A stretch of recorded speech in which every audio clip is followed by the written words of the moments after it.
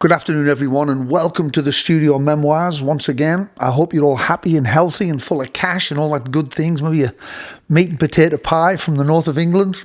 There you go. Today we're going to be talking about cardiacs. Not the cardiacs. Everybody calls them the cardiacs, but they're actually just called cardiacs, which I think it's a cooler way to go, and I think it's very indicative of how they are as a band. They're cool. The Cardiacs were cool, dude. They were real cool. And I want to go back to 1986 on August the 23rd at Reading Festival. It Bites were there. We were doing Reading Festival. And, of course, we were a weird band for back in the time because it was all about goth stuff and them guys with, like, them pointy boots and, like, dressed in black, you know, that lot. It was a kind of a bit of a quiff, a bit of a kind of... It wasn't punk. I don't know what it was. It was a bit Joe Strummerish, I think. Bit of that. But let me tell you, that's not what It Bites were doing. That's for sure. So we were definitely not hip and we were on Reading Festival. We'd probably better off at like 1974 at Reading Festival, you know, with bands like Pink Floyd or Genesis or, you know, Focus. And, you know, we were doing that. And we wanted to be musicians. We certainly weren't trying to be popular, you know, in regular terms. You know, we were definitely into music. We weren't trying to, like, you know, be in the charts even though we made it into the charts, but we definitely were not doing that. That's not what we were doing. We just weren't. You know, we were kind of, you know, we thought like, you know, UK was hip and Eddie Jobson and Holdsworth and Mahavishnu and Focus and Chick Corea and Return to Forever and Aldi Meola and Paco de Lucia and, you know, we were doing that. That's what we liked. Level 42, and Level 42 first come out. We were like, dude, that was punk to us. Level 42 were like punk. But in the trends, when we went on to Reading Festival, we were, you know, if you want to be kind of popular, you want to have hits, you have to understand what's going on with the trends. People like Rod Stewart were always good at that. You know, even when he did like Do You Think I'm Sexy and the disco thing was out, they were always smart enough to kind of turn over the hits because that's what they were doing. They were trying to have hits. And some people got really, really good at it. It Bites, we could have done that, I think, easy, but we just weren't doing that. You know, we were smart enough to, like, understand what hits were. But, you know, that's not what we were doing. And then so It Bites, we went on, we did a good set. I can't remember what we played or anything like that, but then we got wasted that night. I think I was in a fight, I think all of us were anyway. I think because we used to hang out with each other. That was like the thing, It Bites, you know, right? Like a little camp. And like whoever came, you know, we took them with us wherever we went. And, but I think I think I punched a bouncer or so. I don't know what I did, some beer tent somewhere like that. But there was a lot of trouble broke out. And I got banned from Reading Festival, I know that. I think I'm still banned to this day. For you know, alcohol and extreme violence, something like that. Which I'm not capable of anymore because I'm 63. I'm capable of thinking about it, but I wouldn't like to get into a fight anymore, I don't think. But back then, you know, we were just swinging. You know, we started swinging, and I don't know what happened. I haven't got a clue what happened, but probably drunk. But I woke up the next morning, which was Sunday, August the 24th. And I was in a caravan, or I was in a tent. I think I was maybe in a tent around Reading Festival. And I heard this sound. There was like a sound, like, I was like, and it actually sounded like Genesis. It sounded like early Genesis from like Nursery Crime or something. And it was going down, down, down, down, down, down, down, down, down, down, down, like a thing like that. And it had that sound. It was like a mellotron, but it wasn't a mellotron. It was like, and I was like, what on earth is that? You know, like you get, like, any Genesis fans will tell you about the end of, like, say, like the Hogweed or Musical Box or that type of sound that Genesis had back then. It was almost the sound of Calvary. The marching, that vicious British thing that they had, the British Empire thing. It's like, you know, that, you know, with the sergeant, sit down, you know. And so I woke up to that and I had the worst freaking hangover as well. I was like, dude. But that sound, I was like, who the hell is that? And I was listening, like, because it was in the background. They were obviously on stage. And I was listening and I was thinking, am I imagining that they're playing that, or are they actually playing that? Because I'd never heard anybody playing that sort of stuff. And so I got right up and I ran over to the stage, and I went up on the stage and I saw this band just doing their own thing. Like there was nothing. I'd never seen anything like this before in my life. It was brilliant. And I stood on the side of the stage. I don't know, maybe John Beck was with me. I can't remember. I think John might have been with me, because we all went up to have a look. And I'm standing on the side of the stage, and this band were dressed in purple with this face paint on, with all these like glitter and all these like confetti things going.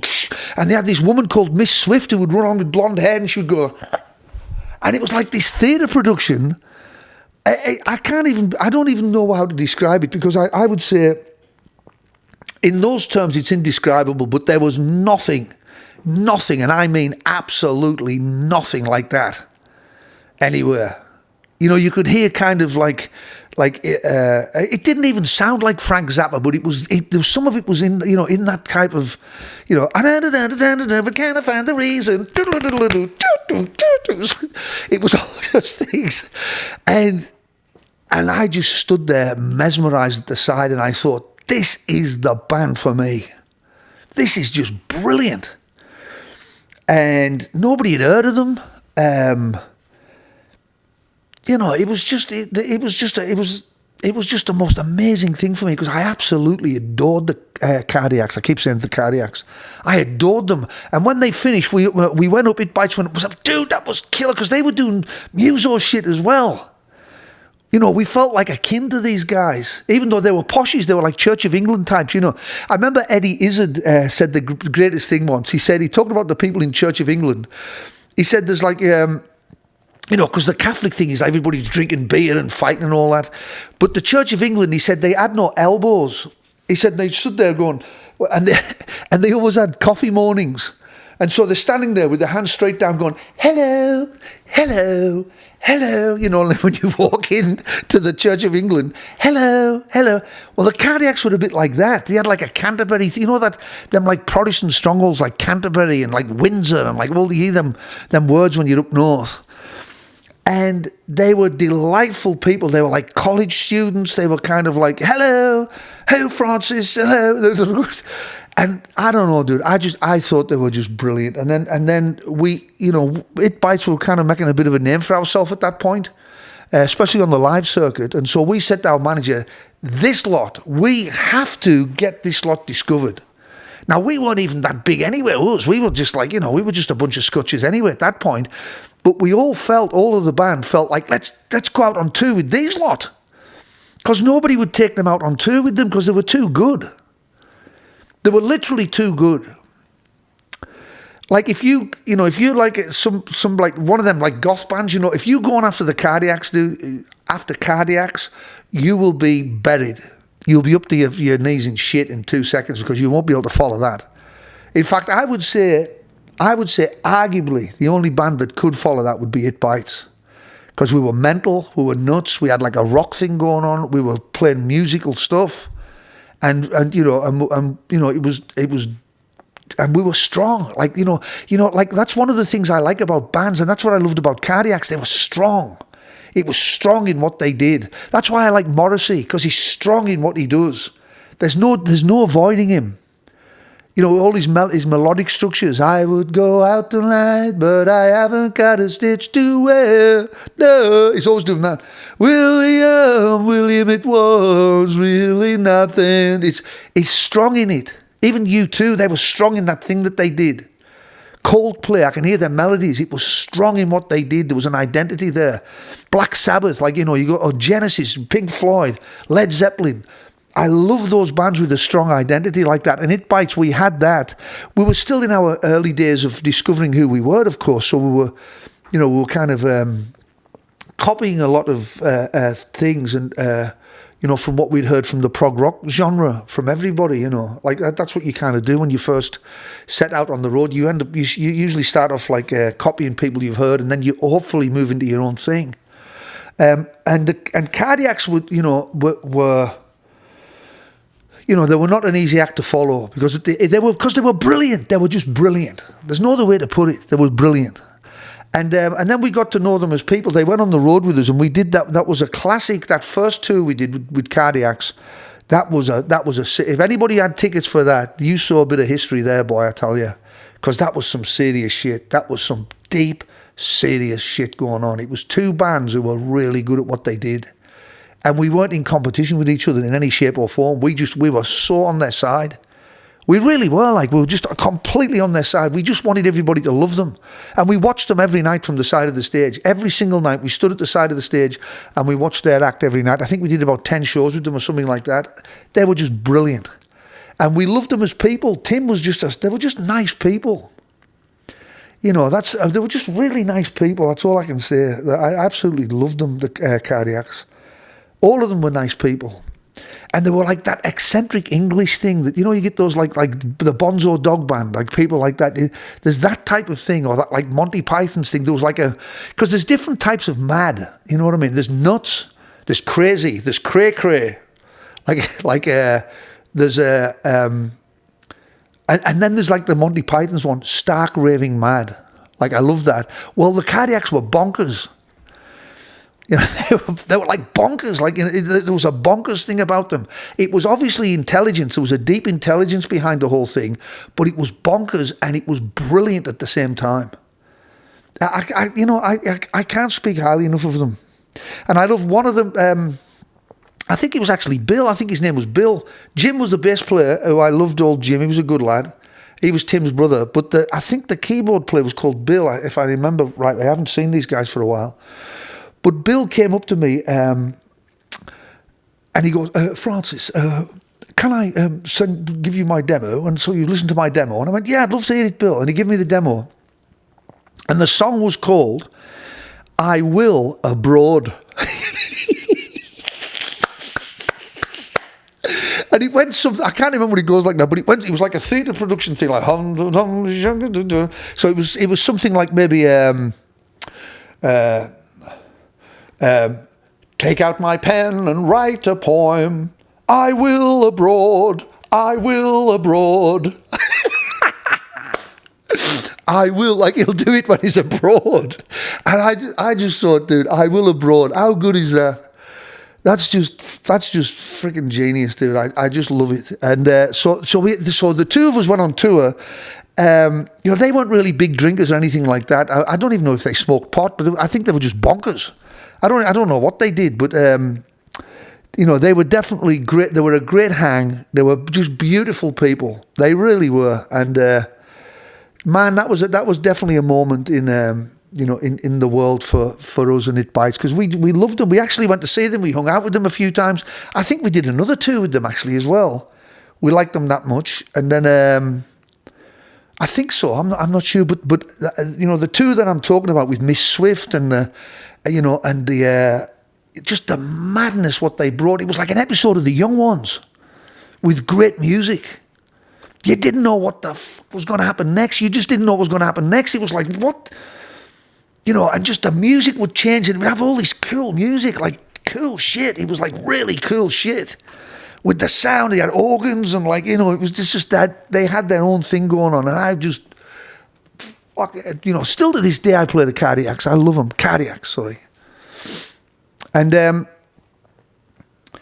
if you haven't heard them, if you haven't actually checked out Cardiacs, I'll put a link on here somewhere like that. You got to go check them out, because they were making their own films even back then. They were doing their own videos on like these Super 8 videos, and it was all kind of, it was just, they were art. It was art. That's all you can say. It wasn't music, what they did. That wasn't music, it was art.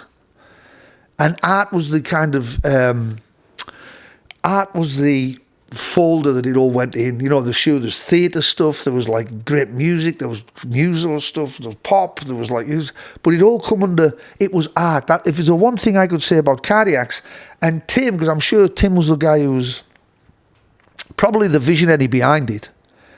I think he was. I mean, I don't know. I'm sure he was. It sounded like he was. And then I heard quite a while ago now, 10, 15 years ago, that Tim had a stroke or something like that. He was in hospital and I went to see him, and it made me sad to the core to see him in there. It was just, dude, Oh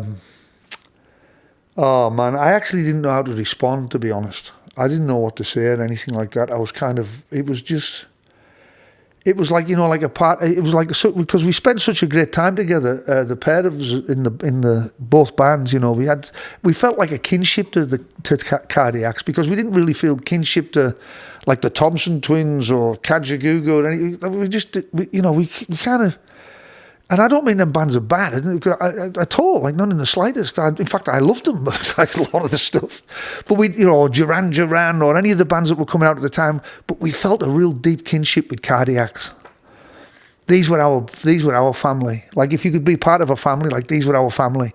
Like the rest of the world was all blue, and these green people showed up, and we were green, and we went, they're green. These lot of green. And so when I went to see Tim, I left there. I don't think I cried, but I was very upset at that. That was just an awful thing for me to see. I didn't want to see him like that, old Tim. And then I heard that he died, and it's just like, damn, dude. It's like it's them like reality checks, because you have like some like weird thought that maybe one day we'll go back out together and we'll do Cardiacs again, and It Bites, we'll go and do that thing, and and Tim's gone now, and it's and I feel bad for Jim as well, because he's I lost my brother as well, so I understand how that is, and it's just but it was just a time of life, and it was a wonderful time of life that I've never experienced like that before, and I loved every one of them. Every single one of them. I really did. I daily had such affection for them. And even though back then when I was drinking, I was probably an asshole and all that stuff, I'm sure I was. I can't actually remember, but I'm sure if you speak to the Cardiacs, they'll say it's fucking, he was an asshole or whatever. But I held them with such deep affection. I really loved the Cardiacs. I loved them. They were just musically people, and that's all I've got to say about them, really. But it was such one of the greatest times of my life, that hanging out with that tour with when we did that tour with them. It was brilliant. The places were jammed. They were jammed. People come to see the band at that point. We were playing the gigs up and down England, Britain, and they were jammed, dude. And I'll never forget that time. It was one of the most wonderful times touring I've ever had. And that's, so God bless, if any Cardiacs are watching this, give me a shout. I haven't seen you guys for ages. I think I saw Bill at one of the It Bites gigs, my new It Bites gigs that I did, It Bites FD. I think they come down to that. But I'd love to see Jim, and I can't remember the name. I think it was Sarah. Was her name Sarah? And Miss Swift. I don't know where Miss Swift, I don't know who Miss Swift is. But she was amazing. They were all just amazing, like these college students hanging out and showing up, and they were just in a van, and so romantic. The whole thing was just so romantic. I miss those, I miss those days so much. It was just such great fun. It was the time of my life, really. And so Cardiacs, God bless you. I love you. I still love your music to this day. I think you're brilliant. And any chance I can get to go and hang out with them guys again, I would do it in a second. Please subscribe. I haven't been on here for a few weeks now, so please subscribe. I've been on tour myself. I haven't been able to make any videos, but please press the subscribe button, and leave me some what you think. If you saw the Cardiacs, leave me some comments and stuff like that, and get involved. And I thank you for supporting my YouTube channel. I hope you're enjoying it, and the stories that I've got. I've got tons and tons of stories, good ones, some of them not so good, but I'll share them with you as we go on. All right, guys, have a great day. Thank you very much for tuning in. Press the subscribe button, and I will see you on the next episode of Studio Memoirs. Peace.